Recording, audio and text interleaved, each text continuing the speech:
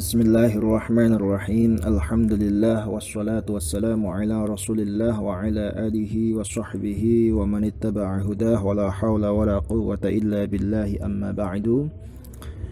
Kita mulai kajian sore hari ini lagi kitab Safinatun Najah dengan pembahasan yang sebenarnya ini juga pembahasan sudah masuk kemarin, sudah saya jelaskan kemarin. Ini nanti saya baca secara singkat saja. Lalu sebelumnya kita mulai dengan bacaan Al-Fatihah yang dihadiahkan untuk muallif kitab dan semua masyayikh kita. Ila ruhin Nabil Mustafa Muhammadin sallallahu alaihi wasallam. ثم إلى روح مؤلف هذا الكتاب الشيخ سالم الحضرمي وإلى جميع مشايخنا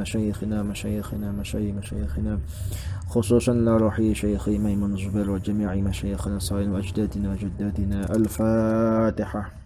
أعوذ بالله من الشيطان الرجيم. بسم الله الرحمن الرحيم. الحمد لله رب العالمين الرحمن الرحيم مالك يوم الدين إياك نعبد وإياك نستعين اهدنا الصراط المستقيم صراط الذين أنعمت عليهم غير المغضوب عليهم ولا الضالين آمين. Bismillahirrahmanirrahim. Kita masuk pada fasal an-niyah. Ini sebenarnya sudah ada kemarin, sudah saya jelaskan juga secara singkat, tapi untuk memperjelas saja. Bismillahirrahmanirrahim. Faslon utawi iki iku ana fasal suci. An-niyatu utawi sing jenenge niat. Niat secara syariat, niat secara istilah. Iku qasdus syai'i iku nyejo ngarepake sesuatu muqtarinan hale bebarengan bi fi'lihi kelawan lakoni asyai'. Jadi yang namanya niat sekali lagi itu adalah qasdus syai'i, yaitu ada keinginan, ada sejo itu tujuan, menginginkan melakukan sesuatu bebarengan dengan sesuatu tersebut. Jadi sampean pengen makan, tidak hanya pengen tok, tapi dibarengi dengan aksi berupa makan, itu namanya niat. Ini niat secara definisi secara syariat atau secara istilah fikih. Ya. Jadi hakikatun niat ya seperti ini. Adapun kemudian niat secara bahasa itu mutlaqul qasdi, yaitu secara umum itu tujuan. Itu yang namanya niat. Terus wa mahalluha utawi panggonane niat iku alqalbu iku ati. Tempat seseorangnya tuh di hati. Wat talaffuzu utawi ngucapake biha kelawan niat iku sunnatun iku hukume sunnah. Jadi tempatnya niat itu di hati. Hati itu tujuannya apa kok di situ ada niat? Itu adalah nengkono supayane antara membedakan antara satu ibadah dengan ibadah yang lainnya, itu namanya niat. Atau membedakan antara yang namanya ibadah dibedakan dengan adat kebiasaan. Jadi misal seseorang itu di situ dia itu mencuci muka atau untuk membasuh wajah, mencuci muka saja tanpa diniati, ya gak jadi wudu namanya. Hanya sekedar menjadi cuci muka. Nah, dengan adanya niat, maka di situ mencuci muka itu mempunyai nilai ibadah, yaitu yang asalnya mencuci muka itu seolah-olah itu hanya sekedar adat kebiasaan.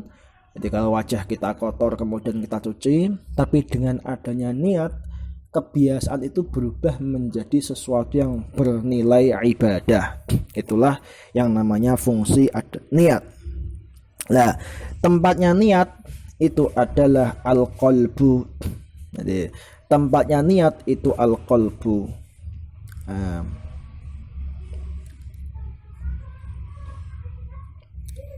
Nah, qalbu itu disebut dengan hati. Hati disebut dengan qalbu dalam bahasa Arab. Kenapa kok hati disebut dengan al-qalbu? Karena hati itu bolak-balik, gonta-ganti, kadang baik, kadang jelek, kadang iya, kadang tidak, kadang mantap, kadang tidak mantap, ragu-ragu, ya. Kadang dalam satu waktu seseorang tuh cinta terhadap seorang yang lainnya, tapi terkadang bisa berubah menjadi benci. Itu namanya qalbu.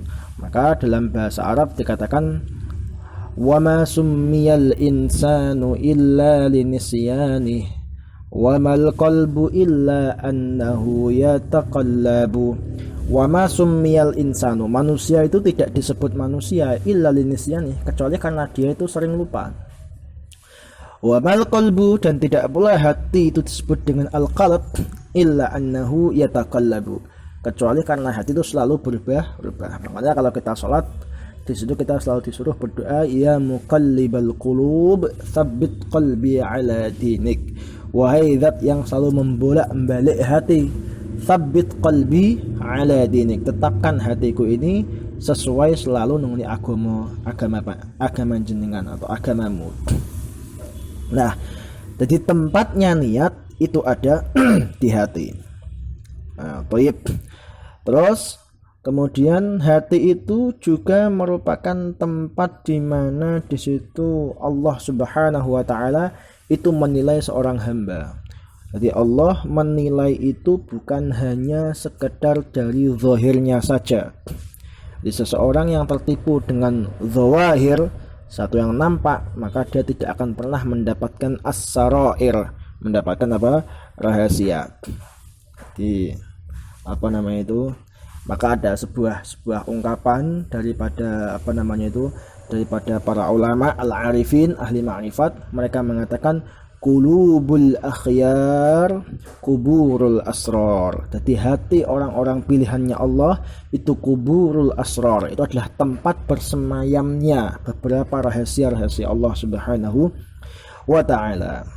Terus wa talaffuzu utawi ngucapake biha kelawan niat iku sunnatun iku sunnah. Sedangkan mengucapkan niat itu hukumnya sunnah, tidak sampai wajib. Tujuan seseorang itu kok tetap disunnahkan untuk mengucapkan niat itu, satu adalah liyu'awinal lisanul qalba, yaitu supaya lisan ini bisa menuntun hati, bisa membantu hati untuk khudur, untuk hadir, untuk bisa merasakan ketika seorang itu beribadah. Misal dia wudu, ya dia bisa khudur, bisa hadir, menghadirkan wudu dalam amal tersebut. Maka hati bisa hadir ketika wudu. Maka orang wudu itu mestinya khusyuk, karena di situ khudurul qalbi ma'al ibadah, khudurul qalbi ma'al a'mal. Jadi hati itu harus hadir. Hadir itu bagaimana? Harus merasakan bersertaan dengan ibadah itu namanya khudurul qalbi. Itu yang pertama. Terus yang kedua, kenapa kok disunnahkan untuk untuk mengucapkan niat? Di sini juga dikatakan walikai tashtarika al-jawarihu adh-dhahirah ma'al batinah fi hadhihi al-ibadah, yaitu agar anggota-anggota fisik, jadi anggota tubuh yang fisik itu bersamaan atau ikut andil juga dalam ibadah yang bersifat hati. Jadi niat itu sebenarnya itu ibadah batinah atau ibadah qalbiyah. Jadi ibadah yang ada sifatnya itu batinah, dalam hati. Nah, supaya anggota yang zahir itu juga ikut andil dalam ibadah ini, maka disunnahkan anggota yang zahir ini juga untuk untuk mengucapkan niat, Cuman yang salah itu begini, ketika orang tuh hanya mengucapkan niat saja, sementara hatinya tidak ada keinginan, tidak ada kerentek untuk melakukan hal tersebut. Misal dia mengucapkan nawaitul wudu'a liraf'il hadatsil asghari lillahi ta'ala. Lesannya, mulutnya mengucapkan begitu, tetapi hatinya tidak ada kerentek keinginan wudu, maka tidak sah wudunya. Ya. Orang takbir usolli fardhu zuhri, tetapi hatinya tidak usolli, tidak ada kerentek. Nah, kerentek itu bukan kok menerjemahkan niat, itu bukan. Jadi yang namanya niat tuh sampan punya keinginan gitu saja, punya keinginan tuh cukup. itu udah cukup yang namanya niat. Jadi pengen wudhu sekalian sampean wudhu basuh wajah itu sudah dikatakan niat. Sampean pengen sholat, zuhur kok sampean bareng karo takbir, itulah yang namanya niat. Jadi tidak harus kemudian sampean mengulang-ulangi basuh wajah sampai apa namanya itu nawaitul wudhu basuh terus sampai apa namanya itu tubuhnya itu basah semua, misalnya bajunya basah semua, itu nggak perlu, itu israf, itu jatuh pada keharaman, ya bahaya itu. Terus wa waktuha utawi waktune niat iku inda ghusli awwali juz'in ing dalam nalikane basuh kawitane juz minal wajhi sangking wajah. Ini jikalau dalam masalah wudu. Tentunya kalau dalam masalah yang lain nanti waktunya juga yang lain. Misal dalam ketika masalah sholat, maka waktu untuk apa namanya itu sholat niat itu ya adalah ketika takbir, ketika wudhu berarti ya ketika basuh wajah. Nah, seperti itu. Jadi nanti pokoknya awwalu juz'in minal ibadah, disitulah nanti waktu seseorang untuk niat. Thayyib. Terus kemudian wat tartibu utawi tartib, wat tartibu utawi tartib iku alla yuqaddama yen to ora didhisikake apa udhun apa anggota tubuh siji ala udhun ing atase anggota tubuh sing liya. Jadi tidak boleh di situ mendahulukan mendahulukan misalkan mendahulukan membasuh tangan, mengakhirkan basuh wajah. Ini enggak boleh, harus urut seperti kemarin ya, basuh wajah dulu, kemudian tangan, mengusap kepala, kaki. Ini sudah saya jelaskan secara mudah kemarin. Baik. Faslun utawi iki iku ana fasal suci. Fi bayani al-ma'u utawi banyu. Ini kita masuk pada salah satu pembahasan min wasailit thaharah. Jadi wasailut thaharah kemarin saya katakan ada air, kemudian ada turab yaitu debu, kemudian ada yang namanya ad-dabghu, terus kemudian ada namanya al-hajar. Kemarin dalam bab istinja kita sudah menyebutkan satu yaitu al-hajar. Nah, sekarang kita masuk pada pembahasan tentang air, yaitu air ini menjadi salah satu menjadi salah satu wasailut thaharah, perantara daripada orang untuk bersuci. Thaharah, ini perlu saya kaji lagi. At-thaharah secara bahasa itu bermakna an-nadhafah, yaitu bersih. Atau al-khulusu minal adnasi, yaitu terbebas dari segala bentuk kotoran. Hissiyatan kanat, baik itu berupa kotoran-kotoran indrawi, au ma'nawiyatan atau kotoran maknawi. Jadi ketika jenengan misalnya berwudu, maka secara zahir jenengan itu sedang membersihkan atau sedang membebaskan diri dari kotoran-kotoran zahir. Nah, di situ harus juga dibarengi dengan membersihkan diri dari kotoran-kotoran batin. Kotoran batin itu apa saja? Yaitu seperti misalnya kita punya penyakit ujub, sombong, hasud, riya, pamer, dan macam-macam ya, dan macam-macam. Secara syariat itu thaharah itu adalah raf'u hadatsin. Jadi thaharah itu definisi syariat apa? Yaitu raf'u hadatsin au izalatu najisin au ma fi ma'nahuma au ala suratihima. Yaitu pertama, thaharah itu adalah raf'u hadatsin, menghilangkan hadas. Itu thaharah itu menghilangkan hadas. Hadas contohnya apa hadas? Banyak, misalnya kita ngentut. Nah, itu namanya apa? Itu raf'u hadas. Ngentut, kemudian kita wudu, atau orang junub, nah kemudian dia mandi, itu juga raf'u hadas. Au izalatun najas, atau menghilangkan najis. Nah, najis contohnya apa? Pipis, uyah, dan seterusnya. Nah, itu namanya juga dikategorikan toharah. Misalnya kita ada tangan kita berdarah, maka darah itu najis, maka membersihkan darah itu namanya izalatun najas. Kemudian kita maka membersihkan kotoran itu namanya izalatun najas. Jadi kalau yang namanya al-hadath itu apa? Hadath itu amrun i'tibariyun, yaitu sesuatu yang sifatnya itu i'tibari. I'tibari itu apa? I'tibari itu sesuatu yang hanya ada di dalam hati seseorang yang menganggap sesuatu itu ada. Jadi hadas itu dianggap ada oleh seseorang, yaitu orang muslim yang menetapi syariatnya Rasulullah Shallallahu Alaihi Wasallam, disitu menganggap seseorang itu berhadas. Misal orang kok kentut, maka otomatis dia tubuhnya itu mengandung hadas. Nah, hadas itu apa? Dia nggak bisa dilihat. Jadi kamu nggak bisa lihat, nggak bisa kamu pegang, karena dia amrun i'tibari. Dia sesuatu yang bersifat i'tibari. I'tibari itu maknanya dianggap. Nah, dianggaplah seseorang. Nah, oleh karenanya ketika seseorang misalnya kok pipis, maka sebenarnya dia itu sedang mengeluarkan dua hal, yaitu satu menjadikan tubuhnya itu berhadas, juga di situ dia mengeluarkan najis. Maka dia harus menggunakan satu toharah ainiyah, yaitu dengan mensucikan najisnya tadi yang keluar, pipisnya dibersihkan, diistinjai. Ada juga dengan menggunakan toharah hukmiyah, yaitu dengan cara berwudu misalnya.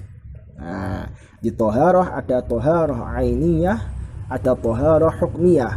Ainiyah menghilangkan sesuatu najis yang zahir, yang nampak.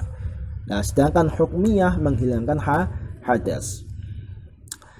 Terus di sini kemudian dikatakan au ma fi ma'nahuma, atau sesuatu yang sama dengan makna hadas atau makna najis. Maknanya hadas itu seperti apa? Yaitu seperti misalkan toharohnya orang tayamum.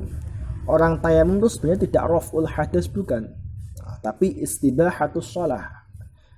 Jadi istibahatu istibahatu shalah misalnya. Di dia tayamum tuh bukan kok raf'ul hadas. Maka orang yang tayamum itu sedang melakukan toharah, mensucikan sesuatu ma fi ma'nal hadas. Jadi ma fi ma'nal hadas. Atau misalkan orang beseran salisul baul, beseran uyah pipis netes terus, maka dia bagaimana ketika seperti itu? Apa berarti enggak sholat? Ya tetap wajib sholat. Harus dia kan batal terus. Iya, dia wudu, maka wudunya itu adalah itu seperti ma fi ma'na raf'il hadas, yaitu sesuatu yang maknanya menempati sama dengan raf'ul hadas. Pada hakikatnya dia tidak raf'ul hadas, karena hadasnya masih keluar terus, tapi fi ma'na raf'il hadas. Nah, baik. Terus ada juga ma fi ma'na izalatin najis, yaitu apa? Seperti istinja kemarin, istinja bil hajar, istinja dengan batu. Itu tidak menghilangkan najis, itu hanya meringankan najis. Itu takhfifun najasah. Nah, jadi bukan kok menghilangkan najis secara langsung, tidak, karena di situ masih ada atharun najasah. Makanya ketika istinja dengan hajar atau ma fi ma'nal hajar, itu dia hanya menghilangkan ainun najasah.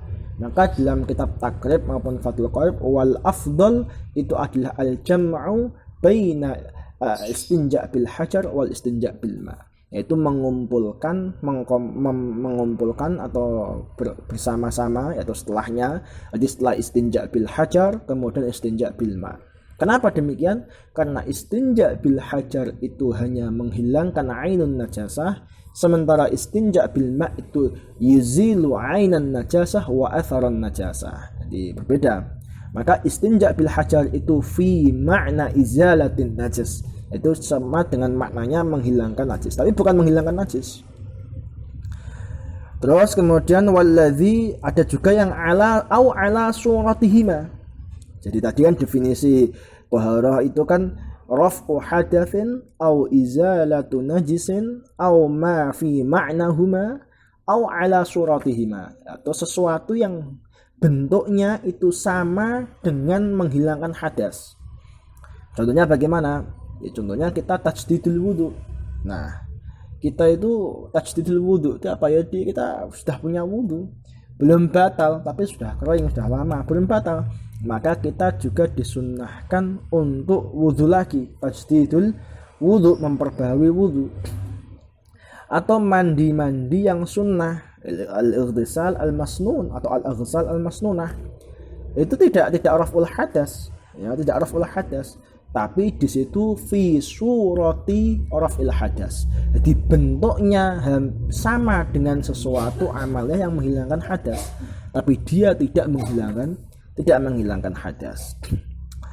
Terus berarti ada ala surati izalatin najis. Jadi bentuknya, gambarnya itu seperti menghilangkan najis. Contohnya apa? Contohnya yaitu basuhan kedua atau basuhan ketiga setelah ainun najasah itu hilang. Basuhan kedua ataupun ketiga kita menghilangkan ainun najasah, dibasuh 2 kali atau 3 kali, maka itu dikatakan fi surati izalatin najas. Kemudian seterusnya toharoh itu ada 4 tingkatan. Pertama yaitu mensucikan tathhirul zahir anil ahdatsy wal akhbath, yaitu mensucikan anggota zahir dari hadas dan dari najis. Jadi misal kita kentut, kita wudu itu jenenge tathhirul zahir anil ahdatsy. Kemudian misalkan kita mengeluarkan najis, maka itu tathhirul zahir anil najis, anil akhbath. Ini tingkatan toharoh yang pertama. Kemudian atsaniyah yaitu tathhirul jawarih anil jaraimi wal atham, yaitu mensucikan anggota tubuh kita anil jaraimi dari berbagai macam tindakan kriminal wal atham dan tindakan-tindakan yang menyebabkan dosa. Jadi makanya puasa juga ada puasa zahir, ada puasa batin. Nah, ini seperti ini berarti tathhirul jawarih, kita bersihkan tubuh kita, tangan kita tidak kita gunakan melakukan dosa, mata kita tidak kita gunakan menonton hal-hal yang maksiat. Itu namanya tingkatan toharoh nomor 2. Mulut kita tidak kita gunakan untuk ngerasani, untuk ghibah dan yang lainnya. Itu namanya tathhir yang kedua. Terus yang nomor 3 yaitu tathhirul qalbi anil akhlaqil mazmumah, yaitu mensucikan hati dari akhlak-akhlak yang tercela. Tentunya akhlak ini yang bersifat qalbiyah, yang bersifat hati. Nah, ini hati kita harus disucikan dari semua akhlak yang jelek ini. Jadi tadi ojo hasud, ojo sombong, ojo riya, jangan dendam, hiqat, itu unek-unek karowong dan yang lainnya. Itu namanya tathhirul qalbi. Terus yang nomor 4 itu sesuatu yang lebih dalam dari al-qalbu. Ini yang saya sulit menjelaskannya. Disebut dengan asirru. Ya, jadi sesuatu yang lebih dalam lagi, asrar.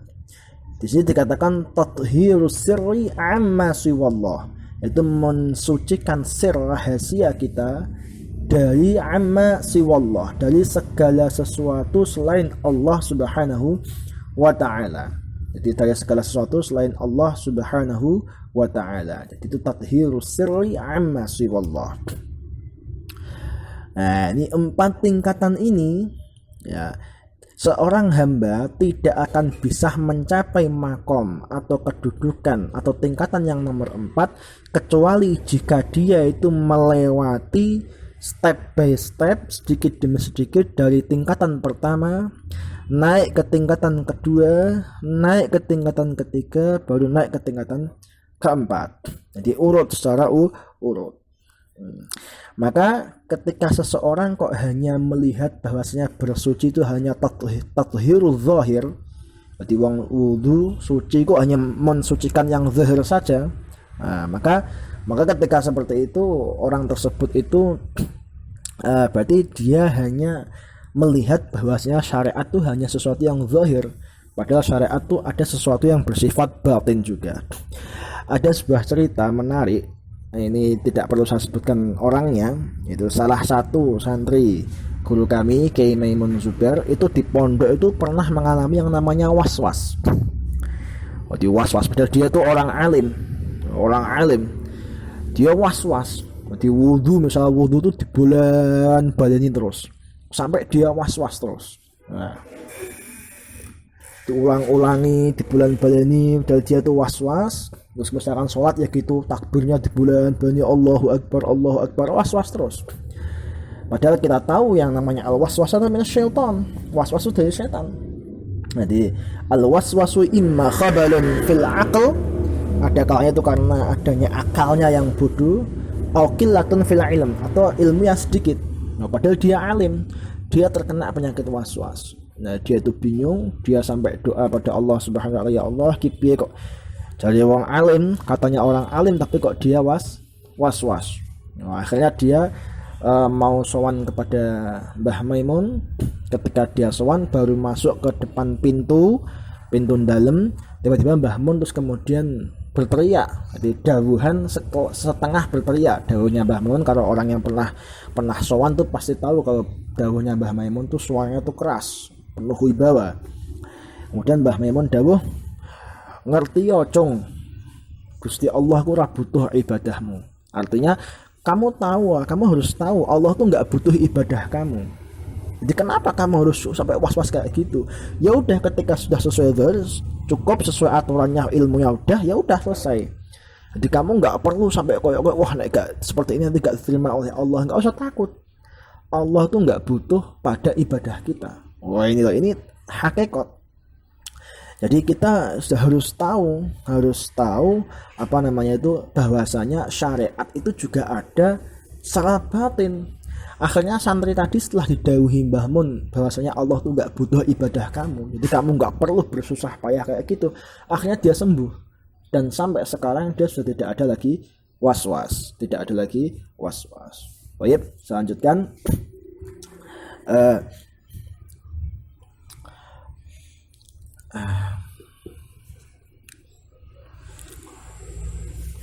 Al-ma'u utawi banyu iku qalilun, iku ana banyu sing sithik, wa katsirun lan banyu sing akeh.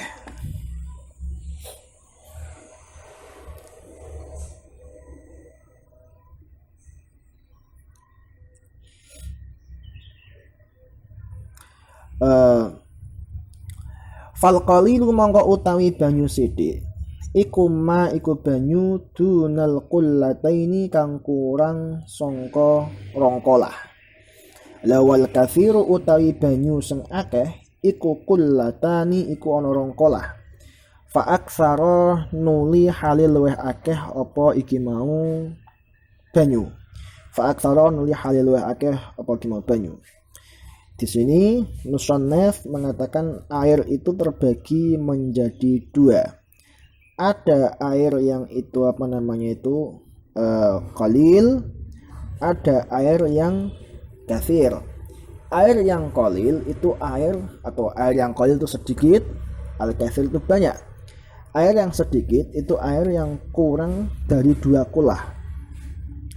2 kulah itu kalau kita hitung dengan ukuran sekarang itu sekitar ketika misalkan kok tempat wudu itu semacam seperti kolah, semacam seperti kamar mandi kita itu kalau lebarnya itu sekitar misalkan kubus tinggi, panjang, lebar itu semua 60 cm ya. Syekh Muhammad Ali Ba'ati Ad-Dawani mengatakan 2 kolah itu kalau menggunakan literan itu sama dengan 216 liter. Tidak ada sekitar 216 liter ya, 216 liter. Baik. Nah, lebih baik ya berarti ketika membuat kolah ya agak besar. Nanti kalau diambil dikit langsung kurang kan repot. Ada agak besar, makanya dulu kenapa kiai-kiai dulu tuh kalau membuat kolah masjid itu besar-besar, gede-gede. Itu karena apa? Karena biar nanti itu karena mereka meyakini atau mengikuti mazhab Syafi'i maka agar di situ biar dicawuk itu mudah, kemudian tidak menjadikan musta'mal juga, maka kemudian air kolah dibuat besar agar enak wudhunya, tidak kurang dan yang lainnya. Baik. Al-qalilu utawi banyu sithik iku yatanajjasu iku dadi najis apa ki mau al-qalil biwuqu'in najasati kelawan cebloke najis fihi ing dalam al-qalil wa illam yataghayyar senajan ora berubah apa iki mau al-qalil. Jadi air yang sedikit itu karena dia sedikit, jadi dia itu lemah, maka cukup hanya dengan dia kemasukan najis. Ketika kemasukan najis, otomatis dia menjadi najis walaupun sifat-sifatnya tidak berubah. Misalnya warnanya enggak berubah, baunya enggak berubah, rasanya juga tidak berubah. Maka ketika seperti itu, air sedikit otomatis jadi najis. Di samping itu, air sedikit juga misal ketetesan air kita, ya misal kita wudhu kemudian netes, maka air itu menjadi air musta'mal, menjadi air musta'mal. Maka disinilah perlu kita hati-hati, ya, perlu kita hati-hati. Dalil bahwasanya air itu sedikit itu menjadi najis itu adalah mafhum atau yang difahami dari dawuhnya Kanjeng Nabi Muhammad sallallahu alaihi wasallam. Rasulullah dawuh, idza balaghal ma'u kullataini lam yahmilil khabath. Idza balagha nalikane tumeka apa al-ma'u banyu kullataini ing rong kolah, ketika air itu sudah mencapai 2 kolah, lam yahmilil khabath, maka air tersebut tidak bisa terkena najis. Dalam artian dia tidak menjadi najis hanya dengan kecemplungan najis. Berarti mafhum mukhalafahnya, jikalau air kok kurang dari 2 kolah, maka dia ketika kecemplungan najis, kemasukan najis, otomatis menjadi apa? Najis, otomatis menjadi najis. Nah, tentunya ini mengikuti mazhab kebanyakan fuqaha Syafi'iyah. Nah, ada sebagian fuqaha daripada kalangan mazhab Syafi'i seperti misalnya Imam Suyuti, ya Imam Suyuti di situ Imam Suyuti mengatakan tidak menjadi najis, air sedikit ini tidak menjadi najis kecuali jika berubah sifatnya. Jadi misal dia kecemplungan najis kemudian dia tidak berubah sifatnya, maka dia tidak dihukumi najis. Itu kalau tidak salah Imam Suyuti sebagai terangkan oleh Sahih Fathul Mu'in dan beberapa kitab-kitab yang lainnya. Dan seingat saya Imam Ghazali juga setuju dengan pendapat ini di dalam kitab Ihya'i Ulumuddin. Beliau mengatakan bahwasanya air sedikit itu tidak lantas otomatis menjadi najis dengan kemasukan najis, selama di situ tidak berubah sifatnya. Nah, kaul Imam Ghazali, pendapat Imam Ghazali dan pendapatnya Imam Suyuti ini sangat cocok kita pakai untuk zaman sekarang. Jikalau misalnya kita ingin mencuci baju yang terkena najis, kita cuci di mesin cuci. Yang mana mesin cuci itu kadang tentunya airnya tidak mencapai 2 kolah. Ya, misal baju kita masukkan, kita kocori air. Nah, baju kita masukkan, kita kocori air, kemudian kita aktifkan mesin cucinya. Nah, seperti itu. Selama di situ tidak, kemudian dikeluarkan lagi. Nah, itu selama di situ tidak berubah airnya, ya kita katakan suci. Airnya tidak najis. Nah, tentunya nanti ada saat-saat tertentu tidak berubah airnya, tidak bertambah timbangannya dan seterusnya. Ini juga difatwakan oleh Sayyid Muhammad bin Ahmad Asy-Syatiri di dalam kitab Syarah Yaqutul Nafis. Nanti bisa kita rujuk kembali. Ini tentunya ini bagus, yaitu untuk untuk melihat zaman sekarang. Nah, Imam Ghazali dalam kitab Ihya itu mendukung pendapat ini. Imam Ghazali mengkritik ulama-ulama yang tidak setuju dengan pendapat ini. Dengan beberapa kritik dan alasan. Wah, ini banyak ini ya. Ini banyak.